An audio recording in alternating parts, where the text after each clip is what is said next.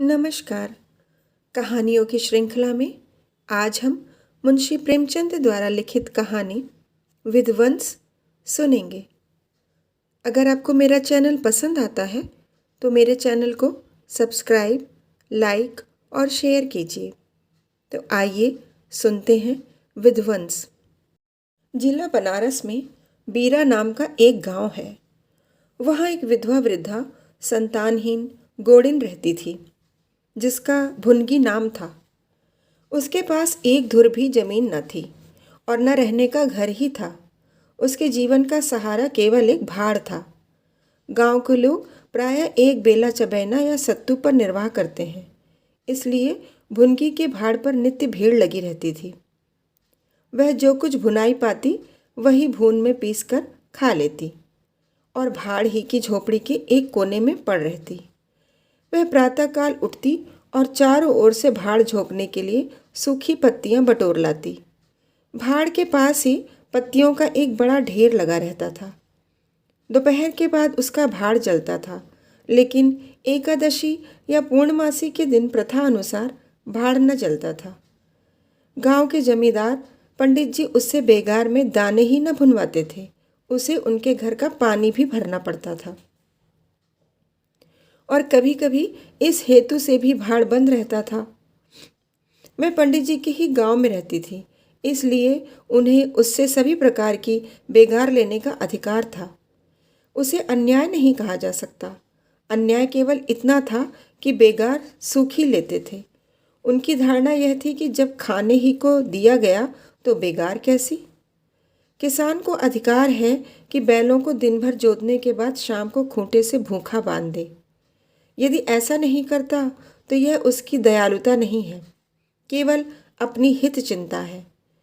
पंडित जी को उसकी चिंता न थी। एक दिन भूखी रहने से मर नहीं सकती थी, और यदि देवयोग से मर भी जाती तो उसकी जगह दूसरा गोंड बड़ी आसानी से बसाया जा सकता था। पंडित जी की यही क्या कम कृपा थी कि वह भुनगी को अपने गांव में बसाए हुए थे।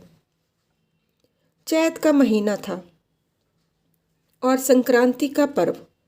आज के दिन नए अन्न का सत्तू खाया और दान दिया जाता है। घरों में आग नहीं जलती। भुनगी का भाड़ आज बड़े जोरों पर था। उसके सामने एक मेला सा लगा हुआ था। सांस लेने का भी अवकाश न था। ग्राहकों की जल्दबाजी पर कभी कभी झुंझला पड़ती थी कि इतने में जमींदार साहब के यहाँ से आए तो बड़े बड़े टोकरे देखकर सहम उठी। अभी दोपहर था, पर सूर्यास्त के पहले इतना अनाज भुनना असंभव था। घड़ी दो घड़ी और मिल जाते तो एक अठवारे के खाने भर को अनाज हाथ आता। दैव से इतना भी न देखा गया। इन यमदूतों को भेज दिया। अब पहर रात तक सेंत में भाड़ में जलना पड़ेगा। एक नैराश्य भाव से दोनों टोकरे ले लिए। चपरासी ने डांट कर कहा, देर न लगे, नहीं तो तुम जानोगी। भुनगी, यहीं बैठे रहो, जब भुन जाए तो लेकर जाना। किसी दूसरे के दाने छूं तो हाथ काट लेना। चपरासी, बैठने की हमें छुट्टी नहीं है, लेकिन तीसरे पहर तक दाना भुन जाना चाहिए। चपरासी तो यह ताकीद करते चलते बने और भुनगी अनाज भूनने लगी, लेकिन मन भर अनाज भूनना कोई हंसी तो थी नहीं।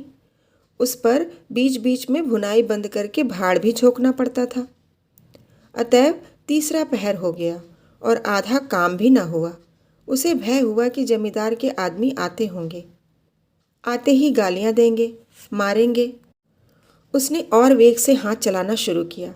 रास्ते की ओर ताकती और बालू नाद में छोड़ती जाती थी, यहाँ तक कि बालू ठंडी हो गई, सेवड़े निकलने लगे।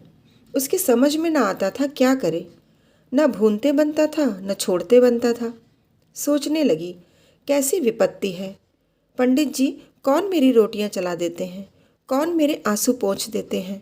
अपना रक्त जलाती हूँ तब कहीं दाना मिलता है, लेकिन जब देखो खोपड़ी पर सवार रहते हैं।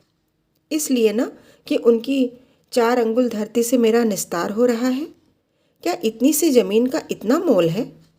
ऐसे कितने ही टुकड़े गांव में बेकाम पड़े हैं। कितनी बखरियां उजाड़ पड़ी हुई हैं। वहाँ तो केसर नहीं उपजती, फिर मुझी पर क्यों यह आठों पहर धौंस रहती है। कोई बात हुई और यह धमकी मिली कि भाड़ खोद कर फेंक दूंगा, उजाड़ दूंगा।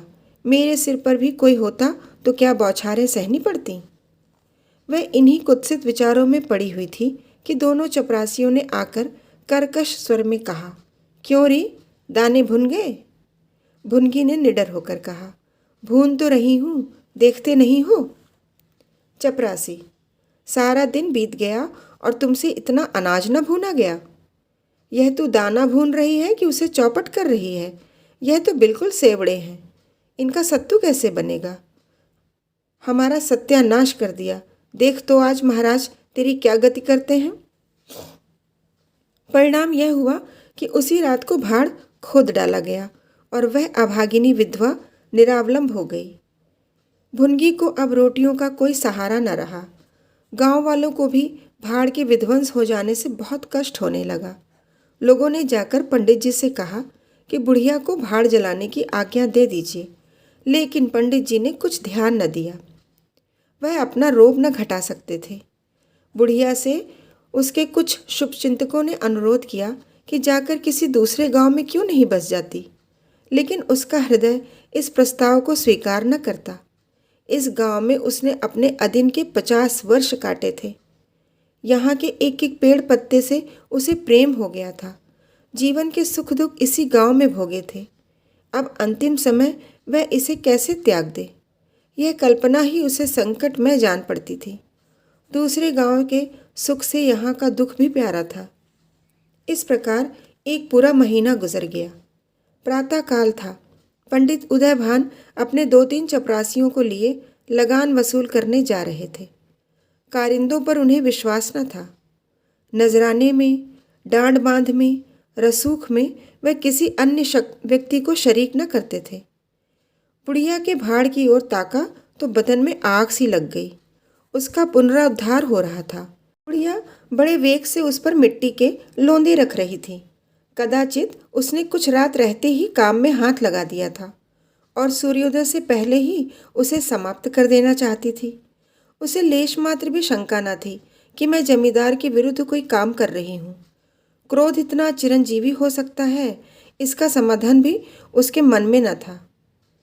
एक प्रतिभाशाली पुरुष किसी दीन अबला पर इतना कीना रख सकता है, उसे उसका ध्यान भी न था।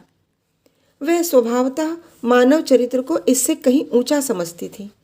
लेकिन हाँ, हतभागिनी, तूने धूप में ही बाल सफ़ेद किए।